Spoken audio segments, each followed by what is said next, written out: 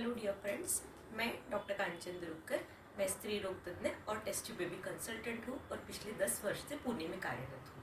आज हम sperm motility के बारे में बात करने वाले हैं। अब आप इनफर्टिलिटी ट्रीटमेंट ले रहे हो, आपने सेमिनालिसिस करवाया है और उसमें रिपोर्ट आया है अस्टेनोस्पर्मिया, मतलब कि स्पर्म की मोटिलिटी कम बताई गई है या फिर अस्टेनोटेराटोजोस्पर्मिया बताया गया है। तो ये स्पर्म मोटिलिटी क्या होता है और ये कम क्यों होता है और इसे हम कैसे अवॉइड कर सकते हैं, क्या क्या ट्रीटमेंट ऑप्शन होते हैं। अस्टेनोस्पर्मिया है कि स्पर्म मोटिलिटी कम हो गई है, मतलब स्पर्म का जो हलचल है वो कम हो गया है, तो क्या क्या ट्रीटमेंट हो सकते हैं ये हम बात करेंगे। जब भी हम ट्रीटमेंट इनफर्टिलिटी के लेना चालू करते हैं तो फर्स्ट एक टेस्ट हम जो कराते हैं, या फिर जब भी कंसेप्शन में दिक्कत जा रही है तो एक बेसिक टेस्ट हम ज़रूर करवाते हैं, वो है सीमेन एनालिसिस। अभी सीमेन एनालिसिस जो है उसके ऊपर भी प्रॉपर हमने वीडियो बनाया है कि वो कैसे एब्सटिनेंस रख के करना चाहिए और प्रॉपरली कैसे वो कलेक्शन होना चाहिए। इसके ऊपर भी एक वीडियो अवेलेबल है जो आप देख सकते हैं। अभी हम स्पर्म मोटिलिटी के बारे में बात करने वाले हैं। अब स्पर्म जो होता है वो कैसे बना होता है, उसमें होता है हेड जो कि इम्पॉर्टेंट होता है, उसके अलावा मिड पीस और टेल। अब ये जो हेड, मिड पीस और टेल है, इसमें से जो मिड पीस होता है उसमें होता है माइटोकॉन्ड्रिया, और ये जो माइटोकॉन्ड्रिया जो है ये एनर्जी प्रोवाइड करता है स्पर्म को फॉर मोटिलिटी। अब ये मोटिलिटी जो है वो कितनी होनी चाहिए। पहले हम जानते हैं कि कैसी मोटिलिटी रहती है स्पर्म की। तो जब हम स्पर्म को वेट माउंट पे माइक्रोस्कोप के नीचे देखते हैं तो स्पर्म में रैपिड प्रोग्रेसिव और स्लो प्रोग्रेसिव, नॉन प्रोग्रेसिव और इमोटाइल, ऐसे 4 प्रकार के स्पर्म्स रह सकते हैं। अभी रैपिड प्रोग्रेसिव मतलब कि जिनको डार्टिंग मोटिलिटी है, मतलब सीधा वो स्पर्म जो है वो ट्रैवल कर रहे हैं, तो ये रैपिड प्रोग्रेसिव जो स्पर्म है दे आर वेरी इंपॉर्टेंट, क्योंकि वही जो है वो एग को फर्टिलाइज करने वाले हैं और उससे एम्ब्रियो बन के प्रेगनेंसी रहने वाली है। तो जो रैपिड प्रोग्रेसिव स्पर्म्स है वो प्रेगनेंसी के लिए बहुत ही इंपॉर्टेंट होते हैं। उसके अलावा होता है स्लो प्रोग्रेसिव, मतलब वो मूवमेंट कर रहे हैं लेकिन उनका जो मोटिलिटी है वो डैंगलिंग मोटिलिटी है, वो वेवी फॉर्म में आगे जा रहे हैं, तो ये होते हैं स्लो प्रोग्रेसिव। उसके अलावा जो मोटाइल स्पर्म्स होते हैं वो जगह पे ही मूव कर रहे हैं, तो हम स्लाइड में जब देखते हैं माइक्रोस्कोप के नीचे तो वो स्पर्म्स जो है वो जगह पे ही मूव कर रहे हैं और आगे नहीं बढ़ रहे हैं। ये जो स्पर्म होते हैं वो लाइव है, लेकिन ये जो है नॉन प्रोग्रेसिव इन्हें कहा जाता है। अब इसके अलावा जो होता है वो इमोटाइल, मतलब वो बिल्कुल भी हिल नहीं रहे हैं, मतलब उसका टेल भी नहीं हिल रहा है, ऐसे भी स्पर्म होते हैं। लेकिन अब ये डेड है कि अलाइव है ये देखना बहुत ज़रूरी होता है। तो ये स्पर्म्स जो है वो डेड है या अलाइव है ये वाइटलिटी टेस्ट से देखा जाता है। तो इसके लिए स्पेशल स्टेन होता है, वाइटल स्टेन होता है। तो जो डेड स्पर्म होता है ये वाइटल स्टेन लेते हैं, जो लाइव होते हैं वो नहीं लेते हैं, और इससे हमें पता चलता है कि जो बिल्कुल भी मूव हो नहीं रहे हैं स्पर्म वो लाइव है कि नहीं है, ये हमें वाइटलिटी टेस्ट से पता चलता है। अब हम जानेंगे कि कितना प्रतिशत होना चाहिए। हमेशा इसके ऊपर बहुत बहस रहती है कि ये जो मोटाइल स्पर्म है वो कितने प्रतिशत रहने चाहिए, क्या सारे के सारे स्पर्म्स जो है वो मोटाइल होने ही चाहिए, ऐसा बिल्कुल भी नहीं है। जब हम सीमेन एनालिसिस में ये सारे स्पर्म जो है वो माइक्रोस्कोप के नीचे इवैल्यूएट करते हैं तो इसमें से 40% जो है वो टोटल स्पर्म जो है वो मोटाइल होने चाहिए, मतलब 100 पूरे के पूरे स्पर्म्स जो है वो मोटाइल होने चाहिए, ऐसा नहीं है। ओनली 40% स्पर्म है वो मोटाइल होने चाहिए। उसमें से भी रैपिड प्रोग्रेसिव जो है वो एटलीस्ट 32% जो स्पर्म है वो रैपिड प्रोग्रेसिव होने चाहिए, जो कि हमें प्रेगनेंसी के लिए बहुत इंपॉर्टेंट होते हैं। अब हम जानेंगे कि कौन से ट्रीटमेंट ऑप्शंस अवेलेबल है अगर मोटिलिटी कम हो जाती है। तो जनरली अगर मोटिलिटी अच्छी है, 32% से ऊपर मोटिलिटी है, तो आपको कोई भी ट्रीटमेंट मोटिलिटी रिलेटेड लेने की ज़रूरत नहीं है। हाँ, लेकिन बाकी की सारी चीज़ें भी इवैल्यूएट करना साइड बाय साइड ज़रूरी है, जैसे कि स्पर्म काउंट, स्पर्म का मोटिलिटी जो हम आज डिस्कस कर रहे हैं, उसके अलावा स्पर्म का मॉर्फोलॉजी, मतलब जो स्पर्म है उसका हेड, मिड पीस, टेल ये प्रॉपर है कि नहीं, ये हम वो जो स्पर्म की स्लाइड है उसको स्टेन करके माइक्रोस्कोप के नीचे देखते हैं, उसमें 100 स्पर्म्स हम इवैल्यूएट करते हैं और उसके बाद ये मॉर्फोलॉजी जो है वो हम देखते हैं। तो ये जो काउंट, मोटिलिटी और मॉर्फोलॉजी, ये 3 चीज़ें नॉर्मल होना अगर ये तीनों पैरामीटर्स जो है वो नॉर्मल है तो हम उसे नॉर्मोजूस्पर्मिया, मतलब कि आपके सिमायोसिस में कुछ भी प्रॉब्लम नहीं है, ये बताता है। सो अब ये हम जानेंगे कि मोटिलिटी में जो हमने जाना कि 40% जो है वो टोटल स्पर्म मोटिलिटी कम से कम होनी चाहिए, 32% जो है वो रैपिड प्रोग्रेसिव मोटिलिटी होनी चाहिए। अब इसमें हम जानेंगे कि अगर ये मोटिलिटी कम होती है तो उसके कारण क्या होते हैं और कितने मोटिलिटी में हम क्या क्या ट्रीटमेंट ऑप्शन अवेलेबल है। अगर ये मोटिलिटी 15% से ज़्यादा है, 32% नहीं है पर 15% से ज़्यादा है, तो ऐसे केस में आपको हम एंटीऑक्सीडेंट्स की ट्रीटमेंट दे सकते हैं। अब ये एंटीऑक्सीडेंट्स क्या करते हैं, तो रिएक्टिव ऑक्सीजन स्पीसीज होते हैं। ये रिएक्टिव ऑक्सीजन स्पीसीज जो है ये बहुत ही हानिकारक होते हैं स्पर्म्स की लाइफ के लिए। तो ये स्ट्रक्चरल डैमेज कॉज करते हैं। और ये रिएक्टिव ऑक्सीजन स्पीसीज जो है वो कैसे डेवलप होते हैं, तो ये अगर कुछ पोल्यूटेंट्स है, कुछ आप अगर हीटेड इन्वायरमेंट में, मतलब ऐसे काम कर रहे हो जहाँ पे टेम्परेचर ज़्यादा है, जैसे फर्नेस में या फिर कोई भी वर्क इन्वायरमेंट आपका है वहाँ पे टेम्परेचर ज़्यादा है।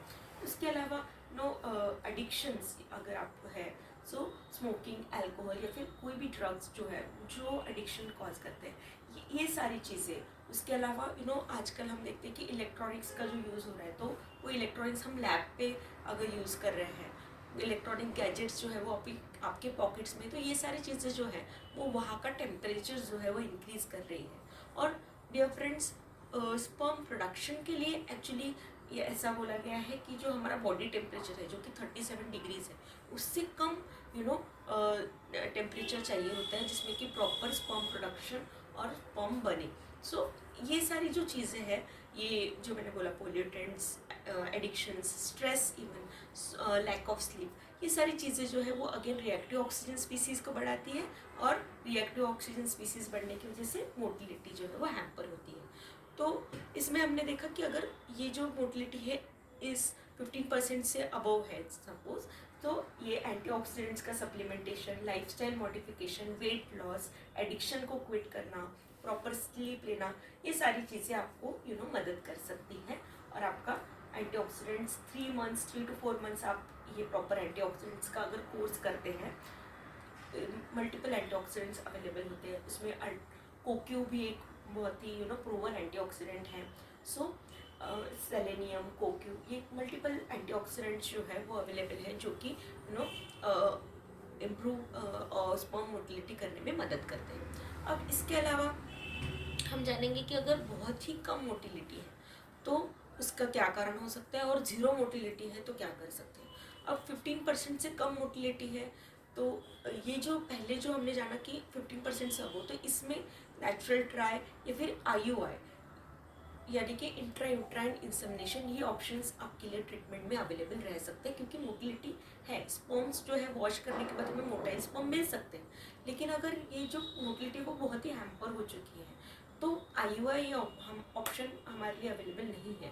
फिर इस केस में क्या कर सकते हैं, सो अगर मोटिलिटी जो है वो काफ़ी हैम्पर हो चुकी है, सो इस केस में हमारे पास IVF, उसमें भी ICSI मतलब कि इंट्रासाइटोप्लाज्मिक स्पर्म इंसेमिनेशन, ये ऑप्शन हमारे पास अवेलेबल होता है। अब ये ICSI जो है ये हमें कैसे मदद करता है, सो इसमें हम लोग जो स्पर्म्स है, अगर वो डेड स्पर्म है या लाइव स्पर्म है, ये देखने के लिए पेंटॉक्सिफाइलिन नामक एक लिक्विड होता है वो यूज़ करते हैं। अगर हमें बिल्कुल भी सैंपल में कंप्लीट अस्टेनो भी मिलता है, मतलब कि बिल्कुल ही स्पर्म जो है वो मूव नहीं हो रहे हैं, तो ये डेड है कि लाइव है ये कैसे पहचानेंगे, तो ये पेंटॉक्सिफाइलिन नाम का एक हम ये एक एजेंट यूज़ करते हैं, लिक्विड यूज़ करते हैं, जिससे कि जिसको हम डाल के ये जो अगर ये मोटाइल है लेकिन लाइव है तो ये जो स्पर्म है वो मूव होने लगेगा। It is like a resuscitation of that sperm. So वो मूव होने लगेगा और फिर वो जो मूव होने वाला स्पर्म है वो हम ICSI के लिए यूज़ कर सकते हैं। सो ये कंप्लीट अस्टेनो मतलब कि ज़ीरो मोटाइल स्पर्म है, उसके लिए ये ट्रीटमेंट होता है। सो ऐसे केस में हमें ICSI के थ्रू ही जाना ये ऑप्शन होता है। बहुत बार हमारे पास ऐसे भी पेशेंट्स आते हैं कि मैडम ऐसा मोटिलिटी इतना कम है पर क्या IUI का ऑप्शन हमारे पास अवेलेबल है, पर टेक्निकली ही ये ऑप्शन हमारे पास अवेलेबल नहीं, क्योंकि IUI में हमें मोटाइल स्पर्म्स चाहिए है। अगर हम वॉश करेंगे तो हम जो डेड स्पर्म है वो वैसे भी सेटल होने वाले हैं, और जो मोटाइल स्पर्म है वो अगर हमें मिलेंगे ही नहीं तो आईयूआई में ये स्पर्म्स और भी काउंट कम हो जाएगा, और फिर आईयूआई का सक्सेस जो है वो बहुत कम हो जाएगा। सो अगर ये जो स्पर्म मोटिलिटी है ये 15% से बिलो है, सो आईयूआई जो है वो यूजफुल नहीं होता है। अब इसमें हम देखेंगे कि क्या क्या स्ट्रक्चरल प्रॉब्लम्स रह सकते हैं, क्या क्या जेनेटिक प्रॉब्लम रह सकते हैं। सो वाई क्रोमोसोम माइक्रो डिलीशन, उसके अलावा कंप्लीट इमोटाइल सीलिया सिंड्रोम, इस इमोटाइल सीलिया सिंड्रोम को हम कार्टाजिनस सिंड्रोम भी कहते हैं। तो ये सारे जेनेटिक प्रॉब्लम्स भी रह सकते हैं जिसकी वजह से मोटिलिटी इतनी हैम्पर हुई है। उसके अलावा वेरिकोसिल भी रह सकता है। वेरिकोसिल मतलब कि वेन्स जो है